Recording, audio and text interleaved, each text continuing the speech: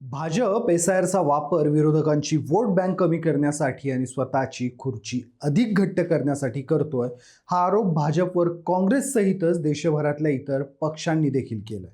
आणि आता पश्चिम बंगालमध्ये विधानसभेच्या निवडणुकांच्या पार्श्वभूमीवर तृणमूलनं तर या मुद्द्यांवरून रानच पेटवलं. पश्चिम बंगालमध्ये साम दाम दंडभेद, ईडी, सीबीआय सगळे प्रयत्न करूनही अपयश येत असल्याचं पाहून भाजपनं आता एसआयआरचा नवीन फंडा वापरल्याचं तृणमूल म्हणत आहे. सोबतच एसआयआरच्या माध्यमातून मुस्लिम आणि दलित नावं खास करून मोठ्या प्रमाणात वगळतंय, जेणेकरून तृणमूलचे वोट शेअर्स कमी व्हावेत. बरं, हे वोट शेअर्स कमी झाले तर त्याचा परिणाम काय होणार? तर ही मुस्लिम वोट बँक तृणमूलच्या हक्काची वोट बँक आहे. ज्या मुस्लिम बहुल प्रांतांमध्ये एसआरए अंतर्गत मोठ्या प्रमाणात नावं वगळली गेली ते प्रांत तृणमूलचे हक्काचे मतदारसंघ आहेत. बरं, बंगालमधील दलित मतदार हा देखील मोठ्या प्रमाणात तृणमूलच्या मागे आहे. पण मुस्लिम खालोखाल मोठ्या प्रमाणात दलितांची नावं देखील एसआरच्या माध्यमातून वगळली गेली. बरं, फक्त वगळलीच नाहीये तर बंगालच्या सीमावर्ती भागात राहणाऱ्या दलित समाजाला भाजपनं असं आश्वासन दिलंय की आम्ही सत्तेत आलो तर तुम्हाला भारताचं नागरिकत्व देऊ. त्यामुळे कुठे ना कुठे एसआरचा वापर भाजप आपल्या फायद्यासाठी करतोय या विरोधकांच्या आरोपात थोडं तरी वजन दिसून येत आहे. त्यामुळे नक्की हे सगळं प्रकरण काय आहे, कुठल्या आणि किती समाजाची नावे वगळली, त्याचा कुठल्या पक्षाला कसा फटका बसणार आहे, हे सगळं जाणून घेणार आहोत पुढच्या काही मिनिटांमध्ये. नमस्कार, मी शशी आणि तुम्ही पाहताय कट टू कट. एसआयआर आता पुन्हा एकदा चर्चेत आलाय. पश्चिम बंगालमधील निवडणुकांच्या आधी 28 फेब्रुवारी रोजी निवडणूक आयोगानं प्रसिद्ध केलेल्या मसुदा मतदार यादीतून 63 लाख मतदार वगळले होते. तर आता आणखीन 60 लाख मतदारांवर न्यायिक अधिकाऱ्यांकडून निर्णय प्रक्रिया सुरू होती. पैकी 6 एप्रिल रोजी 27 लाख मतदारांना वगळण्यात आलं. त्यामुळे वगळण्यात आलेल्या मतदारांची एकूण संख्या 90 लाखांहून अधिक झाली. खरं या एसआरच्या प्रक्रियेच्या विरोधात मागच्या महिन्यात तृणमूल काँग्रेसच्या सदस्यांनी लोकसभेत निवडणूक आयोगाच्या वरिष्ठ अधिकाऱ्यांच्या विरोधात आंदोलन करत निवडणूक आयोगाच्या अध्यक्षांवर महाभियोग आणण्याची मागणी देखील केलेली. पण निवडणूक आयोग आपल्या निर्णयावर ठामच राहिला. परिणामी आता पश्चिम बंगालमधील तब्बल लाखो लोक मतदानापासून वंचित राहण्याची शक्यता वर्तवली जाते. त्यातही निर्णय प्रक्रियेदरम्यान वगळण्यात आलेल्या मतदारांची सर्वाधिक संख्या ही मुस्लिम बहुल जिल्ह्यांमध्ये आहे. त्यामुळे एसआर बाबत मुस्लिम धर्मियांमध्ये विशेष रोष आहे. यासोबतच पश्चिम बंगालमध्ये भारतीय जनता पक्ष सोडून इतर सर्वच राजकीय पक्षांनी एसआयआरला विरोध केलाय.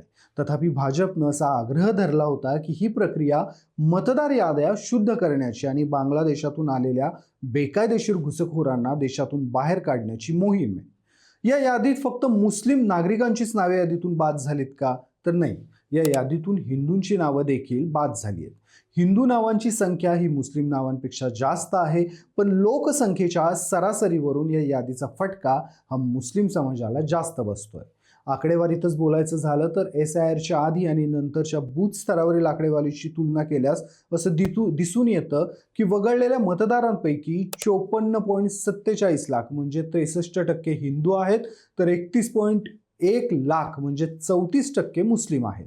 हा आकडा महत्त्वाचा ठरतो कारण 2011च्या शेवटच्या जनगणनेनुसार बंगालमधील मुस्लिमांचं प्रमाण हे केवळ 27% होतं. तिथंच प्रांतनिहाय बोलायचं झालं तर उत्तर 24 परगणा जिल्ह्यातील बागडा विधानसभा मतदारसंघात 50,230 मतदार वगळण्यात आले, ज्यामध्ये 46,826 हिंदू आहेत आणि 3,264 मुस्लिम आहेत.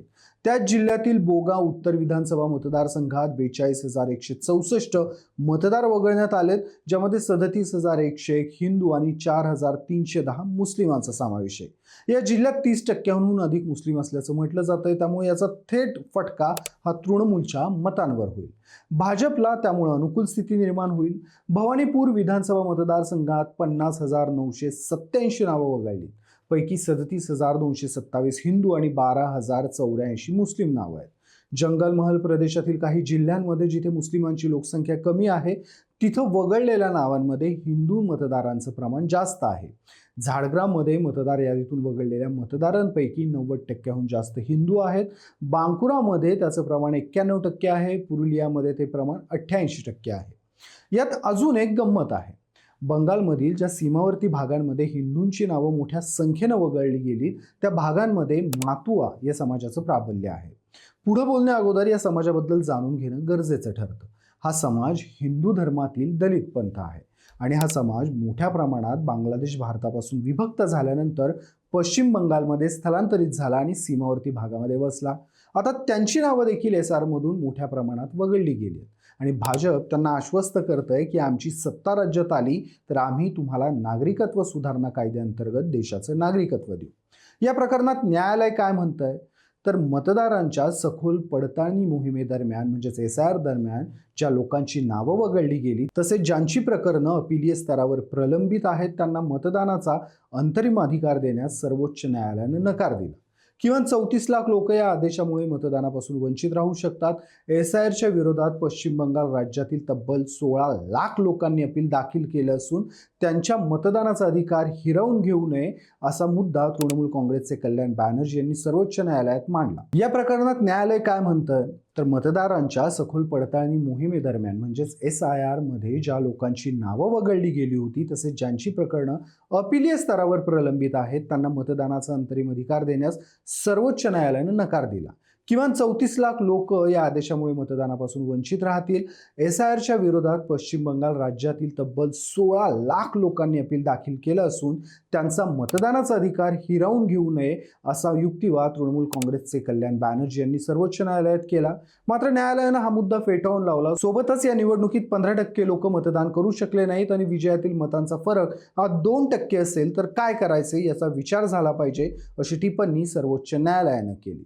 सोबतच या प्रक्रियेमध्ये मोठ्या संख्येने मतदार वगळले गेले असतील आणि ती संख्या निवडणुकातील जय पराजयाचं परिणाम ठरवत असेल तरच आम्ही हस्तक्षेप करू असंही खंडपीठानं सांगितलंय. पण अपिलीय प्रक्रियेशी संबंधित मुद्द्यांवर आम्ही विचार करणार नाही. संबंधित पक्षकारांनी याबाबत अपिलीय लवादाकडे दाद मागावी असंही न्यायालयाने याबाबतीत सांगितलंय. तुम्हाला काय वाटतं? SRAचा वापर भाजप आपल्या फायद्यासाठी आणि विरोधकांची वोट बँक कमी करण्यासाठी करतोय का?